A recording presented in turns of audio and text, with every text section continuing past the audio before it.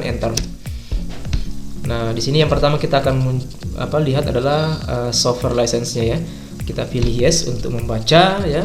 Kalaupun misalnya sudah selesai, kita bisa tekan key untuk keluar ya. Nah, untuk Mikrotik sebenarnya lisensinya itu ada 6 ya. Jadi ada level 0 sampai level 6. Nah, untuk yang versi ini sekarang adalah level 0 ya. Nah, di sini Mikrotik sudah jalan dengan baik, sudah login dengan baik ya. Nah, untuk mengecek apakah Mikrotik ini menggunakan lisensi level 0, kita bisa masuk pada menu sistem license ya. Pilih enter, kemudian tekan print ya. Print. Di sini akan muncul software ID-nya, kemudian expire-nya kapan ya. Ini kebetulan untuk level 0 itu adalah hanya sekitar 24 jam ya, kurang lebih seperti itu. Nah, kalau misalnya ingin digunakan seterusnya tetapi fiturnya hanya terbatas, itu kita bisa upgrade ke level 1 ya. Nah, bagi pemula umumnya kalau menggunakan command line seperti ini mungkin agak sulit. Nah, ada satu cara untuk bisa mengaksesnya dengan mudah, yaitu menggunakan Vimbox ya. Nah, di sini saya sudah siapkan Vimbox. Kebetulan Vimbox saya versi lama. Meskipun versi lama itu kita bisa gunakan ya versi ini. Umumnya pertamanya kan biasanya kita di menu ini ya, manage.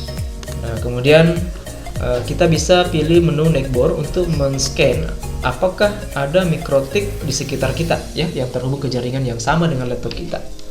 Nah, di sini kebetulan yang dideteksi adalah yang di VirtualBox ini kan, yang sudah jalan. Artinya sekarang di laptop saya ini ada dua sistem operasi yang terhubung dalam jaringan yang sama, yaitu WiFi.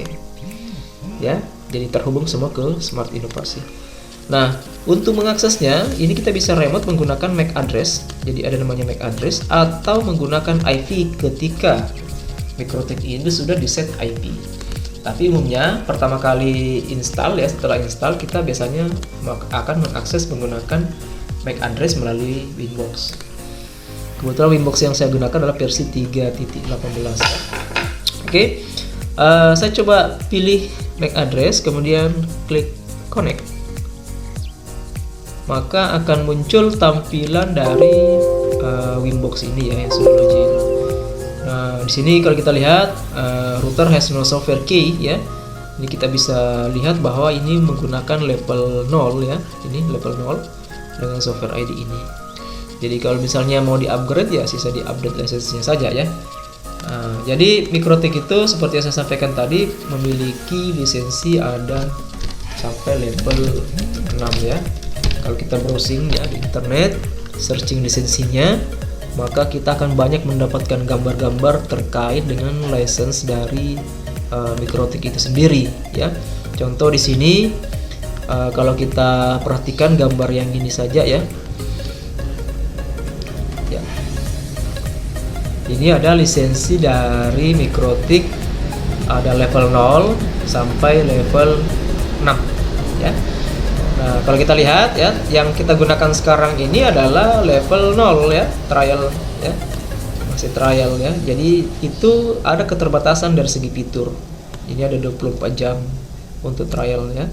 Tapi kalau misalnya mau menggunakan yang hanya untuk demo saja selamanya ya, itu tanpa perlu dibatasi waktu 24 jam, kita bisa mengupgrade ke free demo. Tapi catatannya itu harus kita registrasi. Nah, fitur-fiturnya yang kita butuhkan sebenarnya tidak semua ya. Kalau untuk router itu cukup memanfaatkan fitur-fitur selain dari ini ya.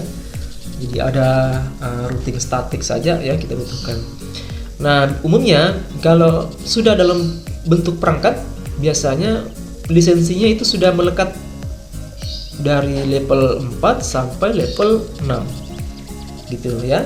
Dan fitur-fiturnya itu bervariasi. Kalau misalnya level 4 ya ini mungkin kebanyakan yes, tapi yang lain-lainnya itu adalah unlimited ya. Biasanya ada dibatasi jumlah usernya misalnya ya.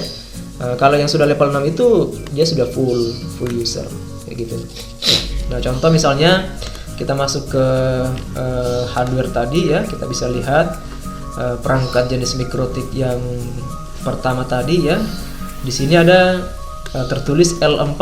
Ini berarti lisensinya adalah level 4.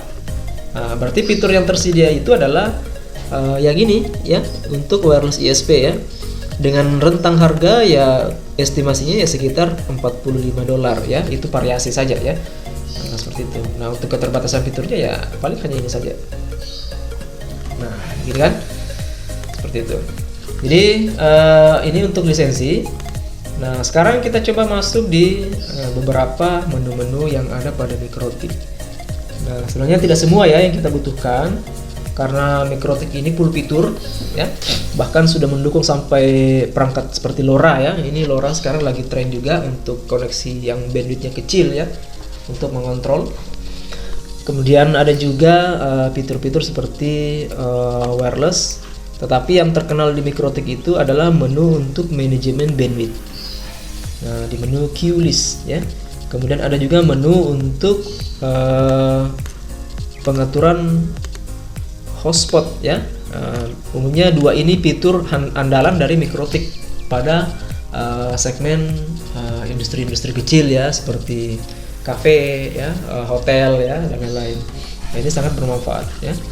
Nah, ada juga yang mengkombinasi menggunakan radius server, tetapi sebenarnya MikroTik juga menyediakan radius server ya. Kemudian fitur-fitur yang lainnya, kalau yang terkait dengan routing itu ada di menu routing ya.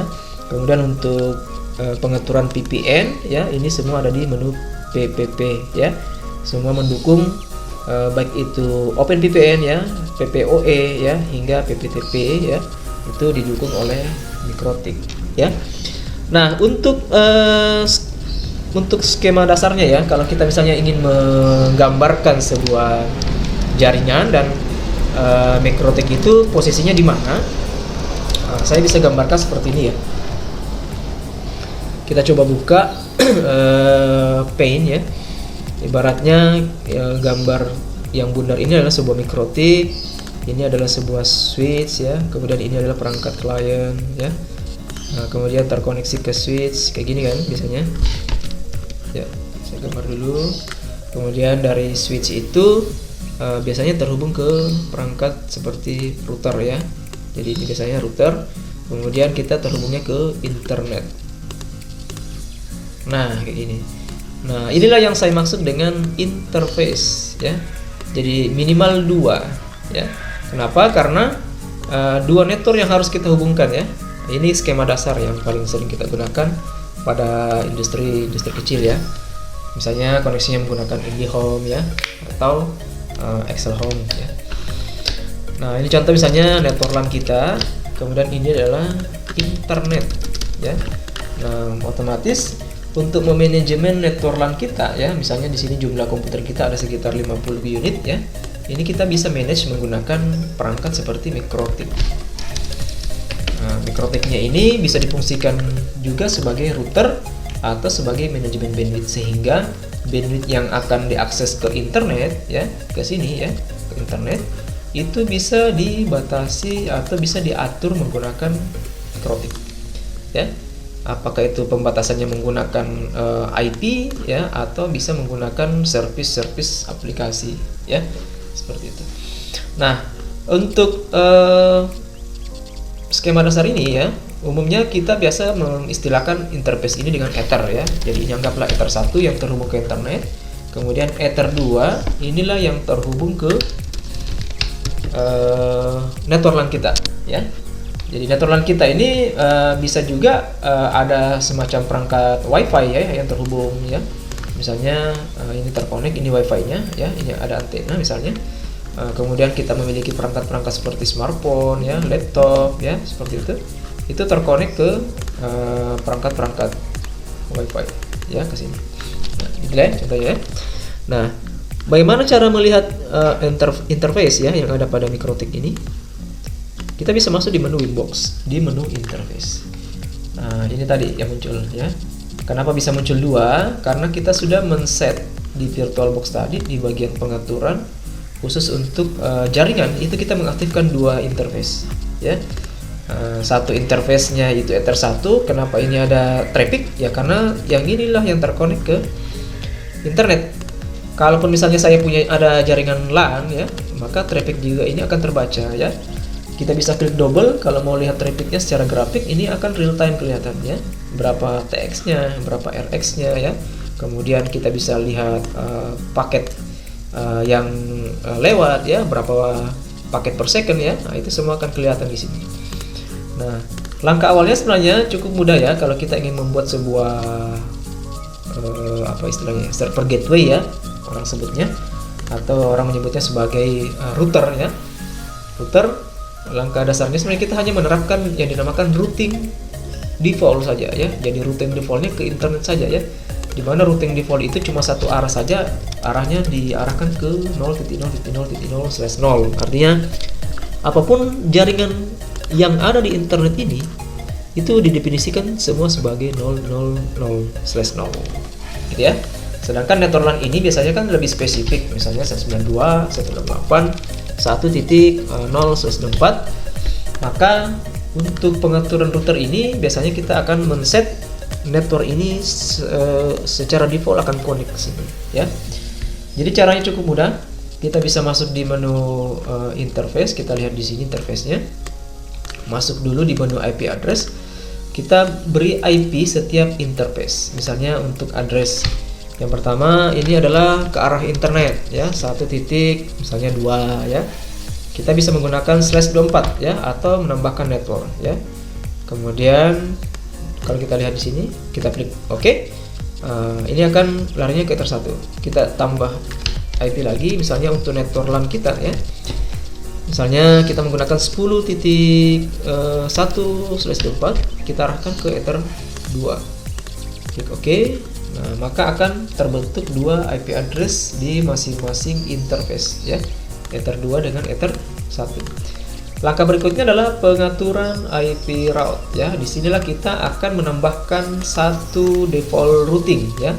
Default routingnya itu mengarah ke IP biasanya modem ya, kalau di skala kecil ya modem.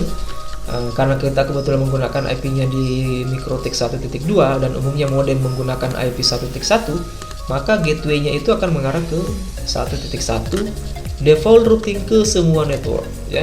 Klik OK. Maka akan muncul status seperti ini ya, aktif ya dan statik maksudnya ya, karena ini ada istilah dinamik juga dan aktif ya, seperti itu. Kemudian langkah selanjutnya adalah pengaturan DNS. DNS ini biasanya kita sesuaikan dengan tempat ISP kita berlangganan ya, misalnya IndiHome misalnya, atau orang biasanya kan pasang Google saja kan. Nah, seperti itu. Mau tambah 2 bisa ya, misalnya Google ya. Mau tambah 3 boleh ya, misalnya 111 misalnya kan, atau cukup 2 juga nggak masalah ya. Kemudian klik OK. Jadi untuk pengaturannya itu cukup ini saja, 1, 2, 3, dan yang terakhir itu adalah IP firewall NAT ya. Nah, karena kebetulan untuk bisa menghubungkan network LAN kita ke internet, kita membutuhkan sebuah network address translation. Kenapa? Karena network address untuk format seperti ini itu tidak dikenali ya di internet. Yang dikenali itu adalah biasanya IP public ya. Jadi untuk bisa membaca jaringan LAN ini itu kita membutuhkan proses yang dinamakan NAT di sini ya, untuk bisa mentranslate IP itu. Nah, rule-nya cuma satu saja ya, cukup ketik pilih source NAT, kemudian kita pilih out interface-nya kemana ya. Misalnya ini kan ke internet ether 1. Kemudian exchange-nya itu kita pilih menjadi masquerade ya. Oke. Nah, sampai di sini router MikroTik ya sudah bisa berfungsi sebagai gateway ya. Jadi ini sekarang PC-PC yang ada di jaringan LAN ini itu bisa connected sekarang ke internet. Caranya gimana? IP di komputer itu kita ketik misalnya 1 titik berapa ya? Kita menggunakan yang LAN-nya ya. Ini tadi harusnya 10 ya. Ini 10.0 ya. Berarti kita di sini menggunakan 10.2 ya. Titik 2. Kemudian net class-nya 255 255.255.0. Gateway-nya 192.168 10.1 sesuai dengan Ether 2 ya. Karena kita kan sekarang laptop nge-gateway ke Ether 2 ya, MikroTik nge-gateway ke modem ya, kan kayak gitu. Jadi untuk pengaturan IP-nya ini itu harus dimulai dari 10.2, 10.3, misalnya di sini 10.3 ya, 10.4, tapi gateway tetap sama ya, dan DNS tetap sama. DNS-nya tadi kan 888 misalnya kan. Itu diisi di komputer masing-masing, sehingga ini sudah bisa nyambung ke internet ya. Nah, itu dasarnya saja. Jadi hanya 4 menu atau 4 jendela ini saja di MikroTik, kita bisa menggunakan MikroTik sebagai server gateway. Nah, bagaimana dengan pengaturan bandwidth ya? Sederhananya sih sebenarnya di sini ya. Ada 2 pilihan, apakah kita menggunakan simple queue atau menggunakan queue tree. Nah, untuk yang simple queue ini lebih simple ya. Kita cukup menambahkan queue-nya apa, misalnya PCA misalnya kan. Targetnya ya sesuai dengan IP komputer, misalnya 192.168 10.2 tadi ya. Saya mau limit dia hanya menggunakan 2 MB ya, misalnya ya. Upload dengan downloadnya. Kita bisa atur. Kemudian kita klik OK ya.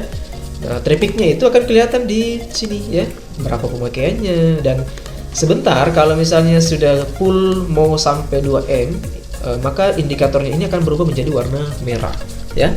Nah, kalau yang Q3 ini sedikit lebih advance ya, karena kita perlu mengatur yang namanya paket mark. Paket mark ini itu harus diatur melalui firewall di Mangle istilahnya ya. Nah, kita harus membuat rule di sini, dan inilah yang banyak digunakan untuk mengcustom ya. Apa kita ingin melimit misalnya YouTube saja, Facebook saja, atau ingin melimit game-games ya, atau memblokir sesuatu, itu kita bisa limit kecepatannya ya menjadi sangat kecil sehingga seolah-olah itu tidak bisa diakses ya. Itu menggunakan Q3 gitu ya. Nah, adapun yang tipe-tipe antreannya kita bisa pelajari di sini ya, macam-macam ya. Jadi ada PC key, ada juga SF key dan Vivo ya. Itu varian-varian dari limit. Nah, bagaimana dengan hotspot? Hotspot ini sangat mudah juga kita gunakan. Kalau yang pemula ya cukup kita setup saja, pilih arah hotspotnya mau kemana ya. Misalnya LAN ini saya mau jadikan sebagai area hotspot, sehingga yang WiFi ini harus login ya, yang ini tidak ya. Nah, untuk lebih baiknya kita pisahkan segmen networknya. Ini kita bisa pilih network yang baru, misalnya 20.0.124 ini khusus untuk WiFi ya. Nah, setelah itu barulah kita men-setup hotspotnya itu ke arah IP tersebut ya. Ini pilihan Ether 2, next. Nah, ini kita pilih ke 20 ya. Kemudian ini centang next ya. Ini yang akan dilempar ke klien, next ya. Ini sertifikatnya tidak usah dulu, next. Nah, kemudian DNS name-nya misalnya cafe.net misalnya ya. Misalnya ini kita membuat hotspot di cafe. Kemudian next, dan user pertama apa? Misalnya 123 ya. Next. Nah, di sini akan muncul hotspot ya yang akan kita bisa akses melalui jaringan tersebut ya. Oke, sorry ya, ini sekarang sudah ada perubahannya dari versi yang lama ya. Ini biasanya kalau kita hotspot setup itu dia tidak membuat network baru ya. Ini sekarang ada network baru. Berarti ini kita hapus saja ya, karena sama. Oke, saya kira seperti itu. Kalau mau tambah-tambah user hotspot cukup tambah sini saja ya. Misalnya user A, misalnya kan user 1, password tanpa password juga tidak masalah ya. User 2, user 3, seperti itu. Dan kita bisa pantau menggunakan menu aktif atau host. Nah, bagaimana dengan LAN-nya? Otomatis akan kena juga username hotspot ya, seperti tadi ini. Dan untuk membypass ya, ada istilah bypass, kita cukup masuk di menu IP binding. Itu kita binding networknya ya. Misalnya untuk network 10.01 ini kita bypass dia ya, supaya PC-PC yang terkonek ke LAN itu tidak kena efek dari username password hotspot MikroTik ya, kurang lebih seperti ini ya. Nah, saya kira seperti itu ya untuk pemaparannya ya. Jadi untuk menu-menu yang ada pada MikroTik ini sebenarnya cukup simpel ya. Kalaupun yang sudah mahir itu akan bermain di menu terminal ya, karena sebenarnya prinsipnya sama ya. Kalau misalnya saya ingin menampilkan interface ya, saya bisa klik interface. Kalau misalnya saya mau menggunakan IP address, saya bisa tekan IP address. Bahkan untuk menambah IP address pun juga saya bisa melakukan di sini ya, misalnya 192, 198 kayak gitu ya. Ini semua kita bisa gunakan. Untuk mundur, kemudian untuk mengecek firewall ya, ini kita bisa lihat. Nah, tadi ini rule-rule yang sudah dibuat oleh hotspot secara otomatis. Ketika kita membuat hotspot tadi, maka dia akan meng-create rule secara otomatis di filter ya. Ada juga di NAT ya, itu secara dynamic ya, seperti itu. Ya, saya kira seperti itu ini ya untuk pemaparan hari ini ya. Jadi MikroTik itu sebenarnya adalah sistem operasi jenis router yang memang cukup handal untuk menangani beberapa industri ya, atau di sekolah bahkan ya, di kesehatan ya, untuk mengakomodir ya jaringan-jaringan LAN ya, yang skalanya sedikit lebih kecil maupun sedang ya, seperti itu. Oke, saya kira cukup sekian ya. Jadi untuk pertemuan hari ini, terima kasih ya. Saya akhiri, mohon maaf jika ada yang salah dari penyampaian saya ya. Assalamualaikum warahmatullahi wabarakatuh.